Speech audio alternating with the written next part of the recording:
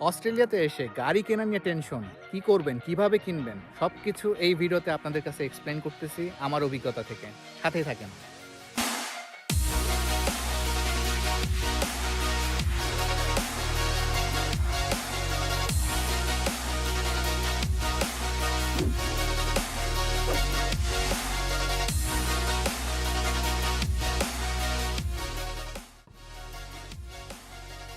Welcome back guys.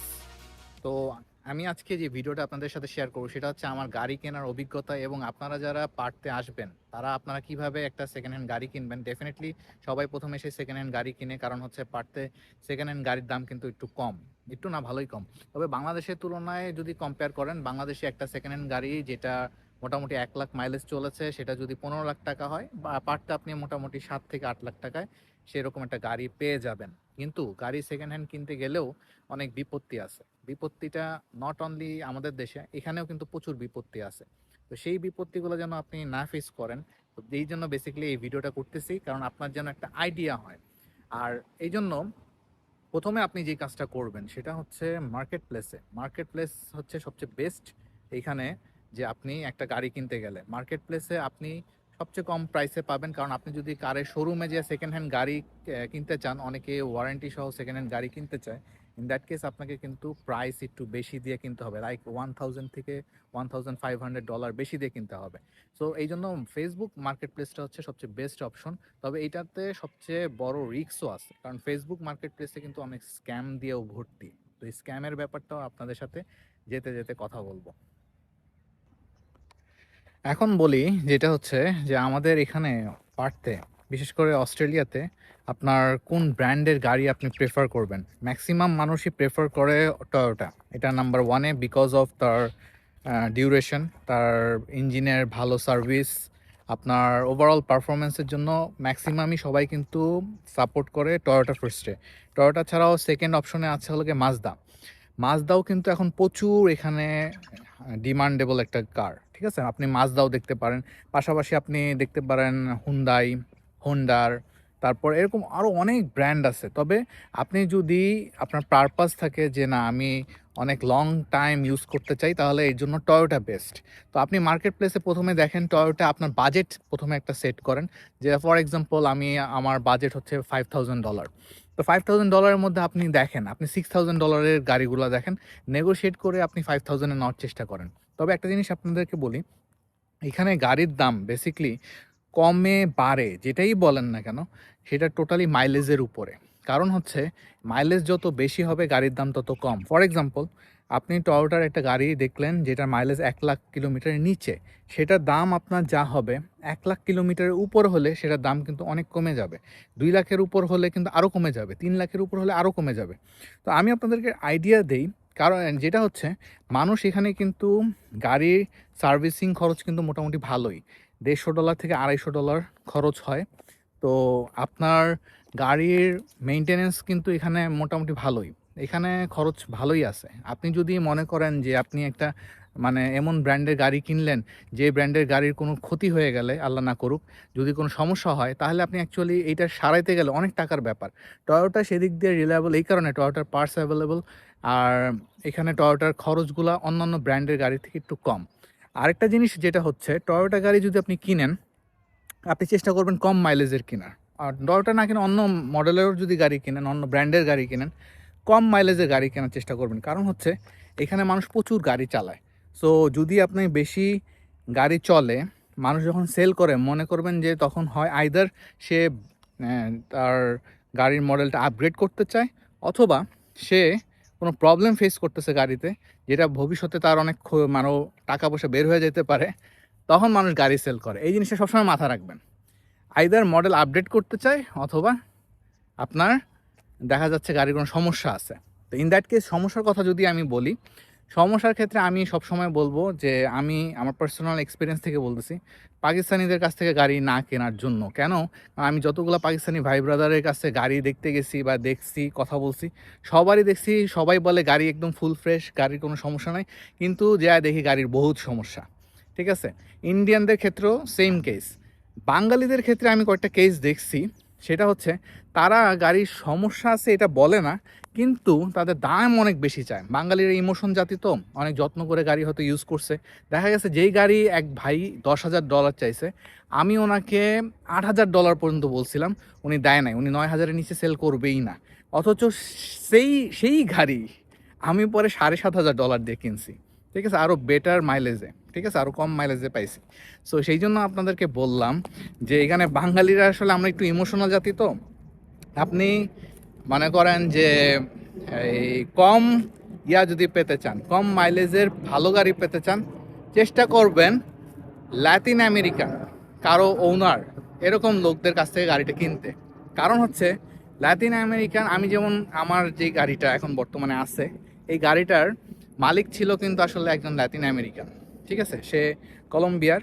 সে তার girlfriend use করতো গাড়িটা। সে সেল করে দিবে, কারণ মডেল আপডেট করবে। এই যে মডেল আপডেট করলে কিন্তু মানুষ একটু কম পয়সার মধ্যে ছেড়ে দেয়, ভালো গাড়ি ছেড়ে দেয়। আর আপনি মোটামুটি ভালো গাড়ি একটা পেয়ে যাওয়ার চান্স অনেক বেশি। কিন্তু যদি দেখেন যে প্রবলেম আছে, সেই জন্য সেল করতেছে, এটা থেকে একটু দূরে থাকাটাই ভালো। এখন আসেন বলি, আপনি আসলে কিরকম বাজেট রেখে কিরকম গাড়ি পেতে পারেন, তাহলে আপনার একটা আইডিয়া পেয়ে যাবেন। সেটা হচ্ছে, আপনার বাজেট যদি $5,000 হয়, আপনি যদি টয়োটা নিতে চান, আমি টয়োটা নিয়ে বলবো, কারণ আমি অন্য ব্র্যান্ডের গুলার ব্যাপারে আমি এত ডিটেলস বলবো না, কারণ আমি টয়োটা নিয়ে বেশি এখানে রিসার্চ করছি, বেশি খুঁজছি, বেশি দেখছি, এই জন্য টয়োটার কথা বলতেছি। আপনারা সেম জিনিস অন্যভাবে মিলায় নেবেন। যদি আপনি $5,000 হয়, আপনি 2 লাখ থেকে 2,20,000 কিলোমিটারে গাড়ি খোঁজার চেষ্টা করবেন। $5,000 আপনি যদি 1.5 লাখ কিলোমিটারের নিচের গাড়ি, 1 লাখ থেকে 1.5 লাখ কিলোমিটারের গাড়ি খুঁজেন, ইন দ্যাট কেস আমি আপনাকে বলবো যে আপনার বাজেট বাড়াতে হবে 7,000 থেকে 7,500। কারণ হচ্ছে পার্টতে একটু দাম বেশি। সিডনিতে যে গাড়িটা $6,000 পাওয়া যায়, পার্টতে সেটা কিনতে গেলে $7,000 প্লাস হইতে হয়। সো একটু দাম বেশি। আপনি যদি মনে করেন 1 লাখ থেকে 1,20,000 কিলোমিটার রেঞ্জের একটা গাড়ি নিতে চান, মোটামুটি চলছে এরকম, ভালো কন্ডিশন, ফ্রেশ কন্ডিশন, আপনাকে 7,000 থেকে $8,000 বাজেট করতে হবে। আপনি, এটা ডিপেন্ড করে, আপনি যদি আবার মডেল 2010-এর উপর হয়, তাহলে দাম আরেকটু বাড়তে পারে। ঠিক আছে? সো এরকম আপনি ফেসবুক মার্কেট প্লেসে এরকম প্রচুর গাড়ি দেখবেন। এগুলো দেখবেন, নিজে ভিজিট করবেন, যে ভিজিট করলেও একটা আইডিয়া হয়। মানুষের সাথে কথা বলবেন, আগেই দাম দর করবেন, আগেই ইন্সপেকশনের জন্য যাবেন, যে গাড়িটার অবস্থা দেখবেন, একটা আইডিয়া নেবেন, তারপরে বলবেন যে ঠিক আছে, আমার যদি আমি অ্যাফোর্ড করতে পারি, আমার পছন্দ হয়, আমি আমার ফ্যামিলির সাথে কথা বলে আমি জানাচ্ছি, এরকম বলে চলে আসবেন। তারপর ঠান্ডা মাথায় ডিসিশন নেবেন। তবে একটা জিনিস আপনাদেরকে বলি, ভালো গাড়ি আপনি কখনো একদিনের বেশিও থাকে না, সত্যি কথা। আমার যে গাড়িটা আমি নিছি, সেই গাড়িটা কেনার আগে আমি 3 মাস মার্কেট প্লেসে সার্চ করছি, প্রচুর গাড়ি দেখছি এবং আইডিয়া নিছি। যেই গাড়িটা আমি আজকে সকালে দেখছি, আমি সাথে সাথে যে কিনতে গেছি। কারণ আমার কাছে মনে হয়েছে যে ওনার একজন ফরেন, ইউরোপিয়ান অথবা ল্যাটিন আমেরিকান হবে। তো মিথ্যা কথা বলবে না। সে বলছে গাড়িতে কোনো সমস্যা নেই, গাড়ি এসে, ও আগে বার্গেনিং করার আগে সে বলতেছিল গাড়ি এসে এসে চেক করেন। এই ধরনের কথাবার্তা যারা বলে যে গাড়ি আগে এসে চেক করেন, তারপরে আমরা কথা বলি, এই ধরনের লোকজন ভালো হয়। কারণ গাড়িটা আপনারা এসে চেক করবেন, পছন্দ হয় কিনা, তারপরে দাম দর করবেন। সো এই দিক দিয়ে আমার ওকে ভাল লাগছে। সো আমি আপনাদেরকে বলবো যে গাড়ি প্রচুর দেখেন, দেখার পরে একটা আইডিয়া নেন। আর একটা জিনিস আপনাদেরকে বলি, রেফারেন্সে গাড়ি কিনেন না, ধুমধাম রেফারেন্সে গাড়ি কিনেন না। কারণ হচ্ছে রেফারেন্সে গাড়ি কিনলে ঠকার চান্স অনেক অনেক বেশি। আচ্ছা, এখন আপনাদেরকে একটু, আপনি যে ইন্সপেকশনে যাবেন, আপনি যে কি কি জিনিস দেখবেন, মোটামুটি একটা আইডিয়া যেন পান, সেটা এখন আমি দেখাবো। তারপরে বলবো, ফাইনালি যখন গাড়িটা কিনতে যাবেন, আপনি নিজে যদি কনফিডেন্স না পান যে গাড়ির আমি বুঝতেছি না গাড়িটা আসলে ভালো কিনা, গাড়ির সব কন্ডিশন দেখেও বুঝতেছি না যে আমি কী করব, তখন আপনি অবশ্যই একজন মেকার নিয়ে যাবেন। একজন মেকারের চার্জ $70 থেকে $80, ম্যাক্সিমাম $100। সে আপনার কাছে যাবে, সাথে যাবে, যাওয়ার পরে আপনি পুরা গাড়িটা সে ইন্সপেক্ট করে আপনাকে একটা রেজাল্ট দিবে। সে যদি ওকে বলে, দেন আপনি বিসমিল্লাহ বলে গাড়ি কিনে ফেলেন। আর যদি মেকার নিয়ে যান, প্রতিবার মেকার নিয়ে গেলে দেখা যায় কি যে মেকার একবার ভিজিটের জন্য $100 চার্জ করবে, 80 থেকে $100। তো আপনার লস হয়ে যাবে। দেখা গেল মেকার দেখে বললো না গাড়ির সমস্যা আছে, গাড়ি নিয়েন না, তাহলে আপনার কিন্তু এই $100 চলে গেল। বেটার আপনি নিজে কিছু ইন্সপেক্ট করে বোঝার চেষ্টা করেন, যদি ভালো মনে হয় তাহলে আপনি গাড়িটা কেনার জন্য মেকার সাথে করে নিয়ে যান। এটা হচ্ছে সবচেয়ে বেস্ট সলিউশন। এখন আপনাদেরকে আমি দেখাবো গাড়ি আসলে বাইরে থেকে কি কি জিনিস দেখলে আপনি মোটামুটি বুঝবেন গাড়িটা ভালো। চলেন আপনাদেরকে একটু দেখাই। আচ্ছা, এই যে আমার গাড়িটা আপনার সামনেই আছে, এটাকে একটু দেখাই তাহলে আপনার একটা আইডিয়া পাবেন। সেটা হচ্ছে যে গাড়ির কিছু সানবার্ন আছে এখানে, ঠিক আছে? আপনার গাড়ির দেখা গিয়েছে যে উপরেও কিছু সানবার্ন আছে। এটা কিন্তু অস্ট্রেলিয়াতে খুব কমন একটা ব্যাপার। সানবার্ন নিয়ে যদি আপনি মনে করেন যে ইয়া করেন, একটু ঘষাঘষিও থাকতে পারে, এগুলো কোনো ফ্যাক্টর না। গাড়ির দামের ক্ষেত্রে এগুলো কোনোই ফ্যাক্টর না। এগুলো প্রায় সব গাড়িতেই থাকে। সো এগুলো নিয়ে আপনি যে মানে মোলামুলি করার কিছু নাই। তো গাড়ির ভিতরের কন্ডিশনটা ফ্রেশ আছে কিনা এটা একটু দেখবেন, ঠিক আছে? গাড়ির এই সুইচগুলো কাজ করতেছে কিনা, প্রতিটা জিনিস, গাড়ির ওয়েপার কাজ করতেছে কিনা, তারপরে ভিতরের প্রত্যেকটা সুইচ আপনি চালায় চালায় দেখবেন যে ঠিক আছে কিনা গাড়ি, সব কিছু সুইচ কাজ করতেছে কিনা, গাড়ির এসি ঠিক আছে কিনা, গাড়ির আপনার হিট ঠিক মতো হচ্ছে কিনা, কারণ শীতকালে কিন্তু হিটার লাগবে। সো আপনার মনে করেন যে গাড়ির টায়ারগুলো ঠিক আছে কিনা, এবং আপনার ওভারঅল সব কিছু দেখবেন যে সব কিছু ফাংশনাল কিনা। এবং আরেকটা জিনিস যেটা আপনাদেরকে দেখতে বলবো সেটা হচ্ছে গাড়িতে কোনো অ্যাক্সিডেন্ট আছে কিনা সেগুলো কিন্তু দেখার জন্য ওয়ে আছে। এখানে কোনো জয়েন্ট বা কোনো ইয়া আছে কিনা, এখানে আপনার কোনো জয়েন্ট আছে কিনা, ঝালাই করা আছে কিনা, ঠিক আছে? এই সাইডে দেখবেন। সিট বেল্টগুলো চেক করবেন যে কোনো ঝালাই বা সিট বেল্ট ছিঁড়া কিনা, ঠিক আছে? Is very important. এগুলো জিনিস আপনারা দেখবেন। তা এখন চলেন গাড়ির বোনারটা একটু খুলি, খুলে ইঞ্জিনের ইয়াটা একটু দেখাই। গাড়ি কিনতে গেলে অবশ্যই বোনেট খুলে একবার চেক করবেন, কারণ হচ্ছে এই বোনেটের ভিতরের অবস্থা দেখলেও কিন্তু বুঝতে পারবেন গাড়িটা ফ্রেশ আছে নাকি গাড়িটা কখনো অ্যাক্সিডেন্ট হয়েছে। এখানে সব কিছু দেখবেন, যদি বুঝতে পারেন তো দেখবেন দেখবেন ঝালাই করা আছে কিনা, কোথাও কোনো ফাটল আছে কিনা।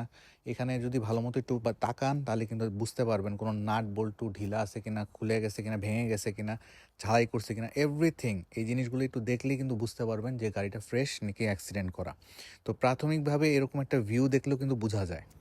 সো সব কিছু যখন আপনি দেখলেন যে না মোটামুটি আমার পছন্দ হয়েছে গাড়িটা, সব কিছু মনে মনে করেন যে ঠিকঠাক আছে, তখন আপনি মেকার নিয়ে গেলেন। মেকার নিয়ে ফাইনাল একটা চেক দিয়ে আপনি গাড়িটা বিসমিল্লাহ করে নিয়ে নেবেন।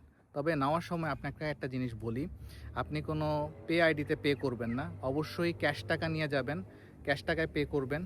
অথবা আপনি যেটা করবেন যে ব্যাংক ট্রান্সফার করবেন, ব্যাংক ট্রান্সফারে গাড়ির মডেল সহ সব কিছু ডিটেলস লিখে দেবেন, কী পারপাসে আপনি টাকাটা ট্রান্সফার করতেছেন। সাধারণত এখানে $2000 উপর ট্রান্সফার করলে 24 ঘন্টা পরে যে ট্রান্সফারে হিট করে। সো বেটার আপনি ক্যাশ টাকা সাথে রেখে তারপরে যান। ক্যাশ টাকা তুলে আপনার যে বাজেট, সেই বাজেটে ক্যাশ টাকা তুলে তারপরে আপনি গেলে ডিল করলে সবচেয়ে ভালো। তারপরে যেটা হচ্ছে সে আপনাকে একটা ফর্ম দিবে ফিল আপ করে, সেই ফর্মে সব কিছু চেক করবেন। চেক করার পর আপনি সাইন করবেন তার সামনে, সেও সাইন করবে। কিন্তু একটা জিনিস আপনাদেরকে বলি, সেটা ভিডিও শুরুতে বলা উচিত ছিল, সেটা হচ্ছে গাড়ি সব কিছুই তো চেক করলেন, মেইন জিনিসই তো চেক করা হলো না, সেটা হচ্ছে পিপিএসআর রিপোর্ট। পিপিএসআর রিপোর্টটা হচ্ছে এটা এখানে গভর্নমেন্টের কাছে রেকর্ড থাকে গাড়িটা রিটার্ন অফ কিনা, গাড়িটার কোনো অ্যাক্সিডেন্ট হিস্ট্রি আছে কিনা। এই জিনিসটা আপনার $2 লাগে। অনলাইনে এই ওয়েবসাইটের এই লিঙ্কে যাবেন, যাওয়ার পরে আপনি একটা চেক দিবেন $2 খরচ করে, বা ওকে বলবেন যে তোমার পিপিএসআর রিপোর্টটা আমার সাথে শেয়ার করো। পিপিএসআর রিপোর্টটা দেখবেন, দেখার পর যদি দেখেন গাড়ির কোনো ড্যামেজ হিস্ট্রি নাই, অ্যাক্সিডেন্ট হিস্ট্রি নাই, এবং গাড়িটা রিটার্ন অফ না, এই গাড়িটা আপনি তখন মেকারকে চেক করে ফাইনাল চেক দিয়ে আপনি নিয়ে নেবেন, ঠিক আছে? এরপরে আপনাকে যেটা করতে হবে, যেটা আপনার এর নেক্সট স্টেজটা, সেটা হচ্ছে আপনাকে আপনার নিকটস্থ যেই ভেহিকল ট্রান্সপোর্ট অফিস আছে, আমার যেমন ছিল ক্যানিংটনে, ঠিক আছে? আমি এই জায়গায় গিয়েছি, এই জায়গায় যাওয়ার পরে হচ্ছে আমি ওদের ওখানে যে গাড়িটার নাম ট্রান্সফার করছি। নাম ট্রান্সফারের সময় যেটা রেজো বলি আমরা, 3 মাস, 6 মাস, 1 বছর পর পর রিনিউ করা যায়। এখানে যেমন 1 বছরে লাগে $850, 3 মাস পর পর করতে গেলে আপনাকে $235 খরচ পড়বে রেজো। এটা ডিপেন্ড করে গাড়ির মডেল, গাড়ির প্রাইসিংয়ের উপরে। তো আমার যেটা লাগে সেটা বললাম আর কি। তো এখানে আপনি হচ্ছে আপনার নামে ট্রান্সফার করে নেবেন। ট্রান্সফার করে নেওয়ার পরে যেটা হচ্ছে আপনি এরপরের মেইন যেই কাজটা, সেটা হচ্ছে ইন্স্যুরেন্স করতে হবে।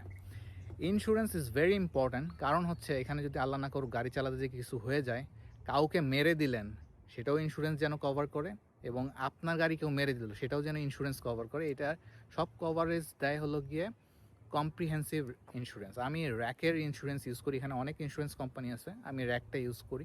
র্যাকের ওয়েবসাইটে যাবেন, আপনি যেই ইন্স্যুরেন্সটা নিতে চান, সেই ইন্স্যুরেন্সটা নেবেন। তবে আমি প্রেফার করি কম্প্রিহেন্সিভ ইন্স্যুরেন্স। এটা নিলে অ্যাটলিস্ট আপনার যেটা লাভ হবে সেটা হচ্ছে, আপনি যদি আল্লাহ না করুন কাউকে হিট করেন, আপনি ইন্স্যুরেন্স কভারেজ পাবেন। আপনাকে যদি কেউ হিট করে আপনি ফুল কভারেজ পাবেন, ঠিক আছে? কিন্তু এই ইন্স্যুরেন্সের ক্ষেত্রে একটা মজার জিনিস আপনাদের সাথে শেয়ার করি, সেটা হচ্ছে মনে করেন আপনি একটা গাড়ি কিনতে গেলেন, গাড়ি কিনতে যেয়ে আপনি বুঝতেছেন এই গাড়িটার দাম আসলে কত বলা উচিত, এইটার অ্যাকচুয়াল বাজার মূল্য এখন কত, সেটা কিন্তু এই ইন্স্যুরেন্সের ওয়েবসাইট থেকে বের করতে পারবেন। কীভাবে? আপনি যেই মডেলের গাড়িটা কিনতে যাচ্ছেন সেই মডেলের গাড়িটা আপনি জাস্ট ইন্স্যুরেন্সের ওয়েবসাইটে যেয়ে দিবেন, দিয়ে এটার ইন্স্যুরেন্সের কম্প্রিহেন্সিভ ইন্স্যুরেন্সের স্টেপগুলা নেক্সট নেক্সট দিয়ে যাবেন, গেলে ওরা হচ্ছে একটা জায়গায় বলে দিবে যে তোমার এই গাড়িটার বেসিক্যালি এখন বর্তমান বাজার মূল্য হচ্ছে এত। ফর এক্সাম্পল, আমি আমার গাড়িটা কিনেছি $7,300 দিয়ে। আমি যখন র্যাকের ওয়েবসাইটে দিছি, ওরা আমাকে ফুল ইন্স্যুরেন্স ম্যাক্সিমাম দিবে $7,100। তখন আমি বুঝছি যে না, ঠিক আছে, আমি যে প্রাইসে নিচ্ছি দিস ইজ গুড প্রাইস, এটা বাজার মূল্য ঠিক আছে।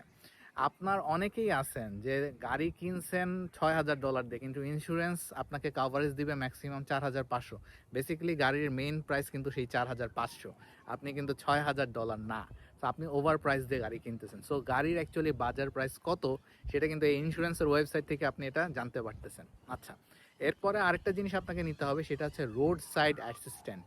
এটা আমিও র্যাকের ওয়েবসাইট থেকে একসাথেই নিয়ে নিয়েছি 1 বছরেরটা, আমি মান্থলি পে করি।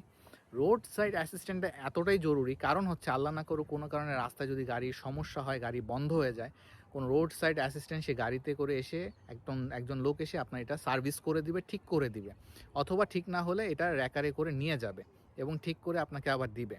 ইন দ্যাট কেস এই জিনিসটা মান্থলি আমার মনে হয় $14-15 লাগে। এই জিনিসটা আপনারাও করে নেবেন, ইজ ভেরি হেল্পফুল। আরেকটা জিনিস আপনাদেরকে বলি, কম্প্রিহেন্সিভ ইন্স্যুরেন্সের সবচেয়ে বেস্ট বেনিফিট হচ্ছে, আল্লাহ না করুন আমার গাড়ির যদি কিছু একটা হয়ে যায়, তারা যদি ঠিক করতে নিয়ে যায়, তারা আমাকে একটা গাড়ি দিবে আমার নিয়ে চলার জন্য, আমার যেন বসে থাকতে না হয় গাড়ির জন্য, এই জন্য আরেকটা গাড়ি দিয়ে দিবে। এই জন্য কম্প্রিহেন্সিভ ইন্স্যুরেন্সটা আপনাদেরকে সবাইকে বলি যে এটা আপনারা নেওয়ার চেষ্টা করবেন। So that's all. অনেক কথা হলো, আশা করি আপনারা একটা ওভারঅল আইডিয়া পেলেন যে অস্ট্রেলিয়াতে এসে কীভাবে গাড়ি দেখবেন, কিনবেন, কি কি করতে হবে। আশা করি তারপরে যদি কোনো কোশ্চেন থাকে আমাকে ইনবক্স করতে পারেন। তো দেখা হবে আরেকটা ভিডিওতে। চলেন যেতে যেতে আর বিদায় নিচ্ছি, আল্লাহ হাফেজ। তো যেতে যেতে আমি আপনাদেরকে 3টা পরামর্শ দিব। একটা পরামর্শ হচ্ছে, বাংলাদেশ থেকে যদি যারা আসবেন, ভিসা হওয়ার পর খুব ভালো মতো গাড়ি চালানো শিখে আসেন, খুব ভালো মতো। আর সাথে গাড়ি চালানোর সাথে সাথে আপনারা মেকানিকের কাছ থেকে কিছু আপনার গাড়ির ব্যাপারে, গাড়ির বডির ব্যাপারে, পার্টসের ব্যাপারে ভালো আইডিয়া নিয়ে আসেন, ঠিক আছে? নাম্বার 1। নাম্বার 2 হচ্ছে, এখানে এসে অনেকের মাথা খারাপ হয়ে যায়, $6,000-7,000 পুরনো BMW অডি গাড়ি দেখে, তারপরেও মানুষ ওই গাড়িগুলো কিনে না, বিকজ ওই গাড়িগুলা আসলে মানে কিনা লস প্রজেক্ট, ভয়ঙ্কর লস প্রজেক্ট। কিনা আবার দেখা যায় এটা চেঞ্জ করতে যে অনেক টাকা বের হয়ে যায়। মানুষ টয়োটা খুঁজে, টয়োটা না পেলে মাজদা খুঁজে, মাজদা না পেলে হুন্ডাই খুঁজে। সো আপনিও তাই করেন, ঠিক আছে? আর থার্ড যেটা, সেটা একটা গল্প দিয়ে শেষ করি। গল্পটা হচ্ছে এরকম যে, আমার পরিচিত এক আপু এখানে এসে এক ভাইয়ের রেফারেন্সে গাড়ি কিনছেন। তো যেহেতু বড় ভাই বলছেন, গাড়ি কিনে ফেলছেন, $7,500 দিয়ে গাড়ি কিনছেন, কষ্টের গাড়ি, কষ্টের টাকা। তো মাইলেজ দেখে আর গাড়ির মডেল দেখে আমি বুঝলাম যে এটা 4,000 থেকে ম্যাক্সিমাম $4,500 গাড়ি হইতে পারে। ওনাকে পরে আমি বললাম যে গাড়ি তো আপনি মনে ওভার প্রাইসে কিনছেন। পরে র্যাকে ওয়েবসাইট দিয়ে চেক করে উনি দেখলেন যে র্যাক তাকে গাড়ির ভ্যালুয়েশন দিচ্ছে $4,000। তো বুঝতেই পারতেছেন, পরিচিত ভাই, ব্রাদার ঠকায় দিছেন। তো একটা কথাই বলবো, পরিচিত ভাই ব্রাদার থাকা ভালো, সাপোর্ট নিবেন, তবে নিজেরটা বুঝে। মানে একদম যা বললো সেটাই মনে করে ডিসিশন নিয়েন না, লাইফে তাহলে বিশাল একটা ধরা খাইতে পারেন। দ্যাটস অল, সবাই ভালো থাকেন, দেখা হবে একটা ভিডিওতে। আমার জন্য দোয়া করেন, আপনাদের জন্য শুভকামনা রইল। আল্লাহ হাফেজ।